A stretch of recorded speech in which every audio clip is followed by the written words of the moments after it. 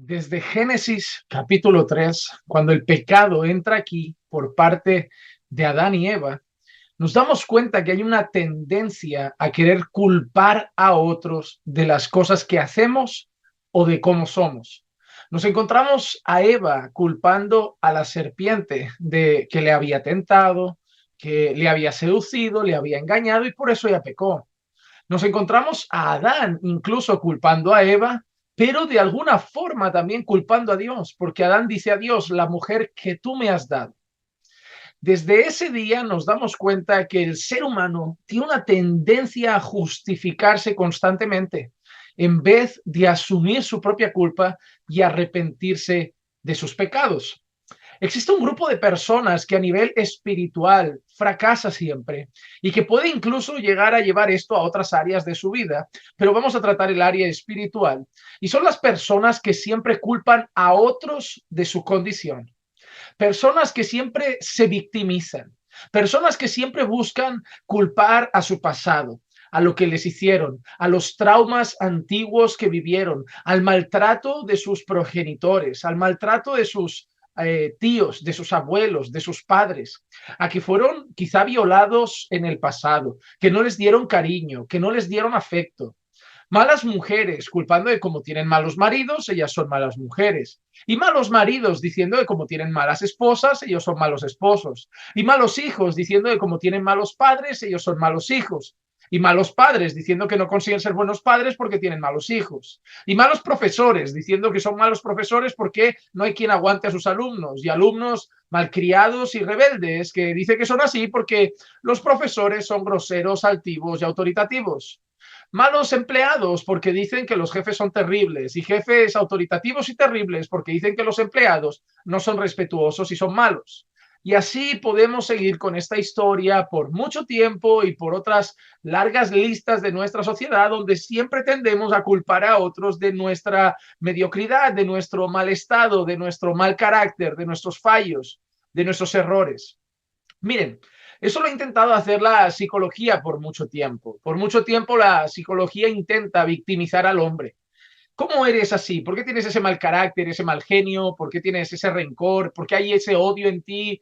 No, mira, es que a mí me trataron mal, es que a mí en mi infancia no me decían que me querían, mi padre no me dio afecto, mi madre me dejó abandonado, me criaron mis abuelos, abusó de mí mi tío y por eso yo soy la terrible persona que soy hoy, por todo lo que me pasó en el pasado. Pero debemos recordar una cosa, si hubiera un solo caso de una persona que pasara por cosas terribles como las que puedes haber pasado y aún así haya actuado de manera diferente, significa que esas cosas terribles no son la condición que lleva a ser una persona terrible. Es decir, si solo una persona ha tenido cosas malas sobre su vida y ha respondido ante ellas bien y aún así ha sido una persona obediente al Señor, significa que esa fue tu decisión, pero que se podía haber tomado otra decisión.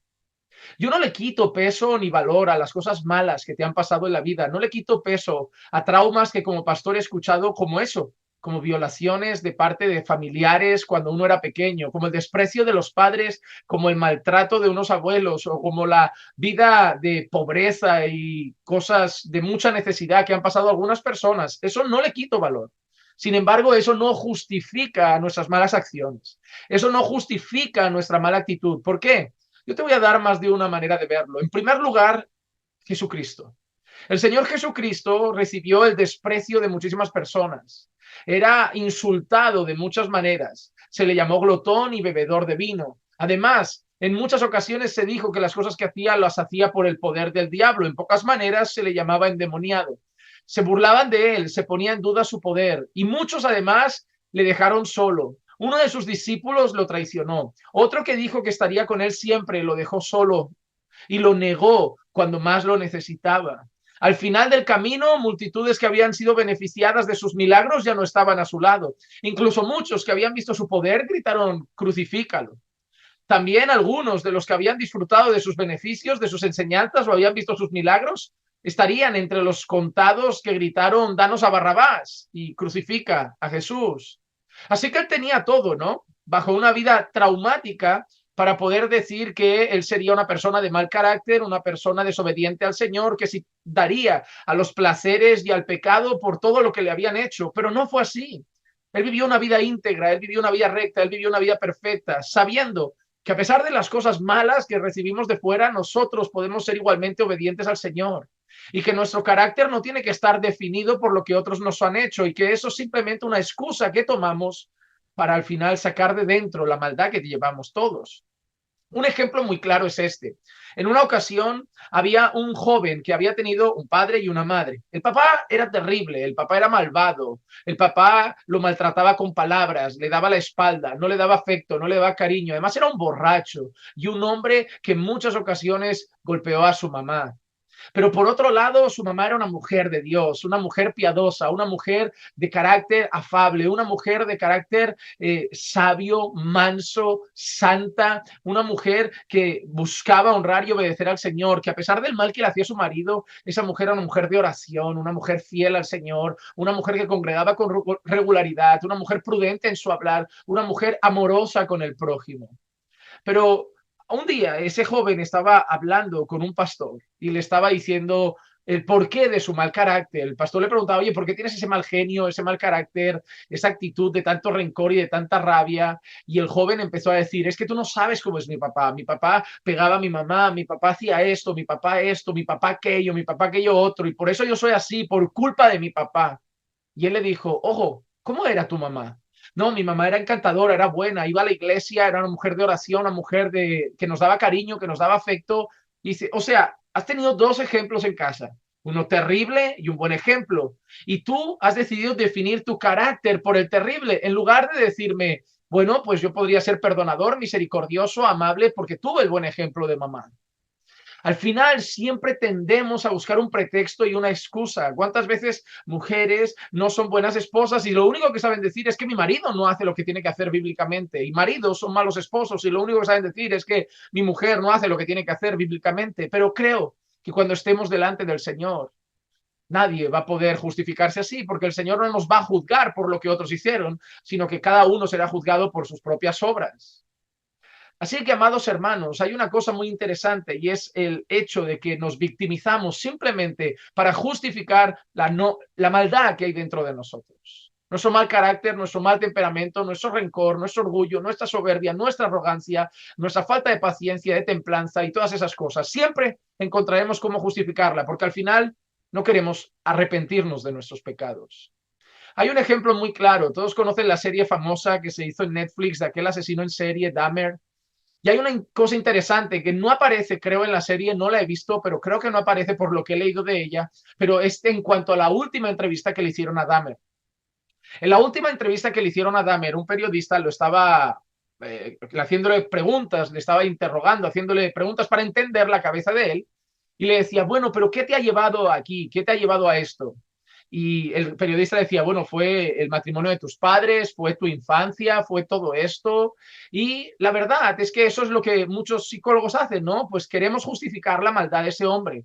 Ha sido un asesino en serie, ha practicado necrofilia, creo que fue canibalismo también lo que practicó. Entonces hay que justificar, ¿no? ¿Dónde lo vamos a buscar? Él ha sido así por el matrimonio de sus padres, él ha sido así por el trato de su padre, él ha sido así.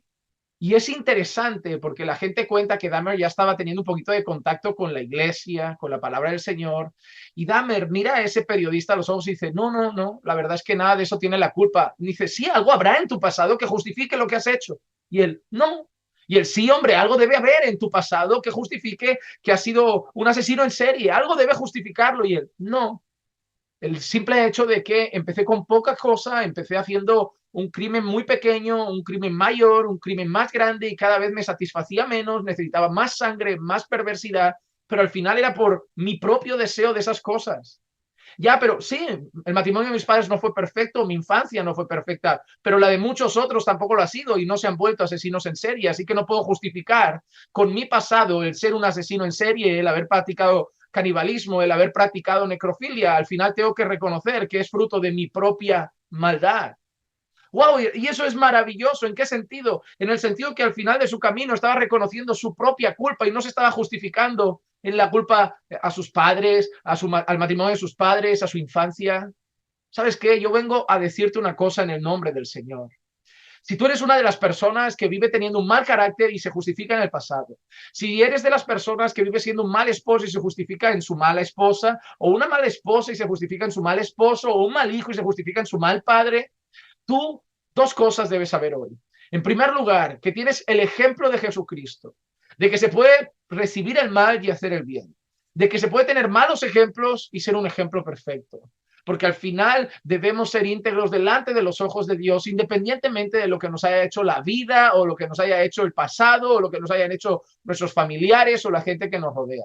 Así que número uno, mira a Jesucristo y aprende de su ejemplo. Deja de justificarte en las cosas del pasado, deja de justificarte en el mal que te hacen los otros y haz las cosas correctamente delante de Dios, así como Jesucristo hizo lo recto delante del Padre. Y en segundo lugar, si eres una persona que suele tener un carácter malo, un carácter amargo, un carácter quejicoso, un carácter murmurador, un carácter rencoroso, un carácter que actúa mal y crees que justificándote en el pasado es el motivo suficiente para ser así, tienes un problema. Es posible que no hayas nacido de nuevo. Y yo te llamo a hacer la cosa más necesaria, arrepentirte de tu pecado y poner tu fe en el Señor Jesucristo, porque necesitas nacer de nuevo.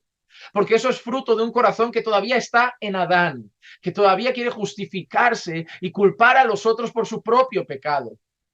Pero yo te llamo a arrepentirte de tu propia maldad, no pensar en lo que te han hecho. Eres tú el que está haciendo lo malo ahora. Y no me importa si lo haces porque te trataron mal. Yo estoy mirándote a ti y mirando tu pecado y mirando tu maldad. No te estoy preguntando de dónde nace tu maldad. Y quieres saber de dónde nace, de tu propio corazón, muerto en delitos y pecados. Deja de justificarte y hoy arrepiéntete de tus pecados. Deja de culpar a tu pasado y arrepiéntete de tus pecados.